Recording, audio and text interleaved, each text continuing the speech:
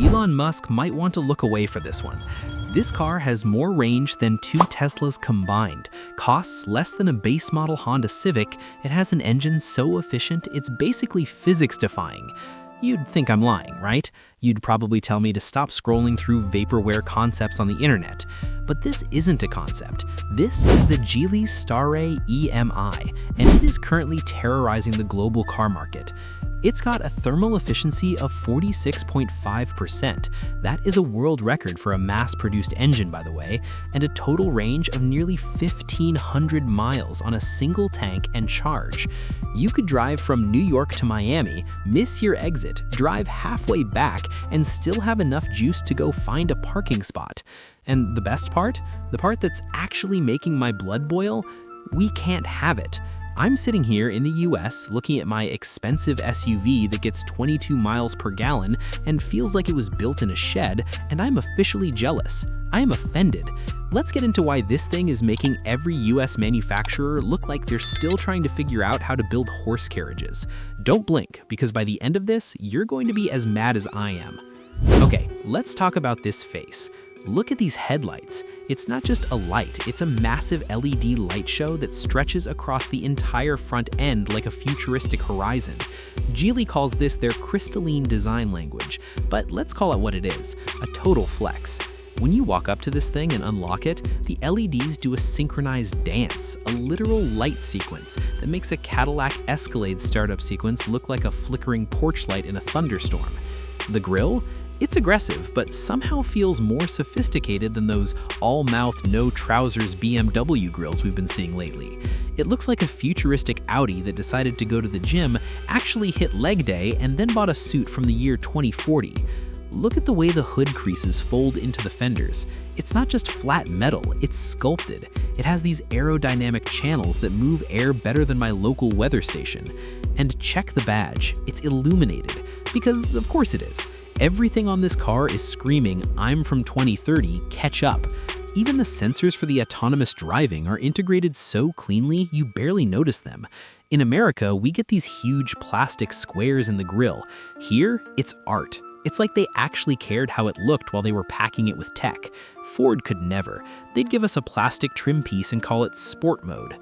Walking around to the side, and wait, are those 19-inch wheels on the Inspire trim? On a compact SUV?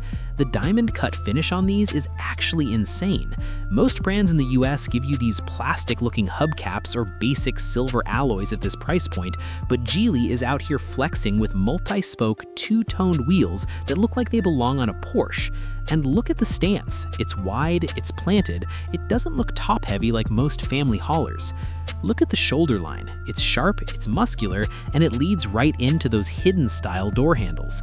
No, they aren't the pop-out ones that freeze shut in a Chicago winter. They're sleek, aerodynamic, and they feel expensive when you grab them. The roofline has this floating vibe going on thanks to the blacked-out pillars, and the privacy glass in the back? Standard. It looks like something a tech CEO would get chauffeured in, but it's actually a family car. The irony is killing me. Oh, and look at the side mirrors. They have integrated cameras for that 540-degree view. Yes, 540, we'll get to that. They're heated, they're power folding, and they have a slimmer profile than my phone. And trust me, if the outside looks this good, the inside is going to melt your brain. We haven't even gotten to the part that feels illegal yet. Now, the back? Oh man, the crystalline taillights continue the show. It's a full-width light bar that drops down into these vertical fangs. It looks like the back of a spaceship from Cyberpunk 2077. If you saw this pulling away from you at a stoplight, you'd swear it cost 6 figures. And look at this diffuser and the integrated spoiler. It's not just for show, it actually helps with that insane range by smoothing out the air. Compare this to a Ford Escape or a Chevy Equinox. Those look like rental cars you'd find at the airport after a 12-hour delay. This looks like something you'd see at a red carpet event in Shanghai. Why do we get the boring, safe designs while they get the main character cars? It's just not fair. I'm looking at the fit and finish, the gaps between the panels. It's tighter than the security at a Vegas vault. Alright, let's pop the hood. Or rather, let's talk about the magic happening underneath. This is the Nordthor 2.0 system. It's a 1.5-liter naturally aspirated engine paired with a highly advanced electric drive motor. Now, don't let the 1.5-liter part fool you into thinking this is a lawnmower engine. This engine has a 46.5% thermal efficiency. For the non-nerds, that means it wastes almost zero energy. Most gas engines are lucky to hit 30%. This is basically the Michael Jordan of engines. Combined power, around 258 horsepower. 0 to 60, about 7.5 to 8 seconds. It's not a supercar, but it's plenty of pep for the suburbs. The kicker? It gets about 2.4 liters per 100 kilometers. That's nearly 100 miles per gallon equivalent, folks. I spend more on my morning coffee and a stale muffin than this thing spends on a cross-state road trip. And the charging? It has an 18.4 kilowatt-hour LFP battery that supports 30 kilowatt-hour DC fast charging. You can top up the battery while you grab a burger. It's making my neighbor's hybrid look like a steam engine from the 1800s. And the transition between gas and electric? You can't even feel it. It's smoother than a jazz saxophonist on a Sunday night. Meanwhile, my domestic SUV feels like it's having a minor heart attack every time the start-stop system kicks in. Now, I know what you're thinking. It's a Chinese car. Is it safe? Listen, let's clear this up right now. Geely owns Volvo. You know, the people who literally invented the 3-point safety belt and the concept of not dying in a car? Yeah, that DNA is all over this thing. This car is practically a rolling fortress. It's built on the GEA architecture with high-strength steel that could probably survive a falling piano. It's got 7 airbags, including a center airbag, so you and your passenger don't headbutt each other like goats in a side impact crash. It's got a level 2 ADAS suite that's more observant than a nervous parent teaching their kid to drive. We're talking adaptive cruise control that actually works, lane keep assist that doesn't ping-pong you between lines, and a 360-degree God's eye camera that shows you the car in 3D. It basically refuses to let you scratch it. Honestly, it's probably a better driver than I am on my best day. Okay, hold on. Open door. Look at this. Are we in a car or a lounge in the metaverse? Look at this dashboard. It's not just a slab of plastic, it's a multi-layered masterpiece of textures. You've got soft touch leather, brushed metal accents, and this ambient light strip that looks like it's floating. The centerpiece is this 15.4-inch vertical HD multimedia display. It's running a Snapdragon 8155 chip, so the refresh rate is like an iPad Pro. No lag, no waiting for the map to load, it's instant. And the gauge cluster, a 10.2-inch digital screen that actually looks crisp. But wait, check the 13.4-inch AR head-up display. It projects your navigation right onto the road like a video game. It's got augmented reality arrows that tell you exactly where to turn. I feel like I'm piloting an F-35 Lightning II with better cup holders. Let's dive into this screen. The UI is actually beautiful. It's not some clunky 8-bit looking system from a 2015 minivan. It's 4G connected, it has a built-in voice assistant that actually understands human speech. Not like the one in my car that thinks call mom means navigate to the nearest Taco Bell. You can control the windows, the sunroof, the climate, everything with just your voice. Why don't we have this? Is America allergic to cool stuff? The seats are G-Lux premium materials, whatever that is. It feels like sitting on a cloud made of velvet and dreams. They're heated, ventilated, and the driver's seat has a memory function. The stitching? Flawless. It puts the leather and some of our 50K SUVs to shame. Those feel like they were made from a recycled basketball. These feel like a luxury sofa.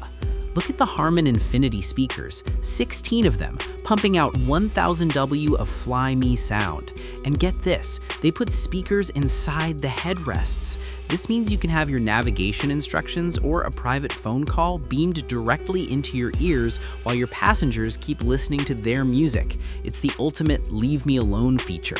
The ambient lighting has 256 colors and it syncs to your music. If you play some heavy bass, the car basically turns into a nightclub. It even has a fragrance system. You can choose how the car smells. My car currently smells like old gym socks and regret. This thing smells like a 5-star spa in Switzerland. Is it practical? Yeah, unfortunately for my bank account, it is. The wheelbase is huge for this class, so the legroom in the back is limo status. I'm a grown adult, and I can nearly stretch my legs out fully. You could fit 3 of your tallest friends back here, and they wouldn't complain once. They even get their own USB-C ports and climate vents. The trunk? 528 liters. That's like 50 packs of Costco toilet paper or a massive double stroller and a week's worth of groceries for a family of 6. It's built for families, but it doesn't feel like a dad car. It feels like a cool uncle car, the one who has a startup and lives in a penthouse. There are hidden storage compartments everywhere, under the center console, in the doors, under the trunk floor. You could hide a whole second car in here if you tried. And the rear seats fold flat, turning it into a literal bedroom for road trips. You could camp in this thing. Alright, let's do it. Time for the part where we all cry together. This is the moment where I usually tell you a car is reasonably priced at $48,000 plus destination fees, but this isn't a normal car. Take a guess.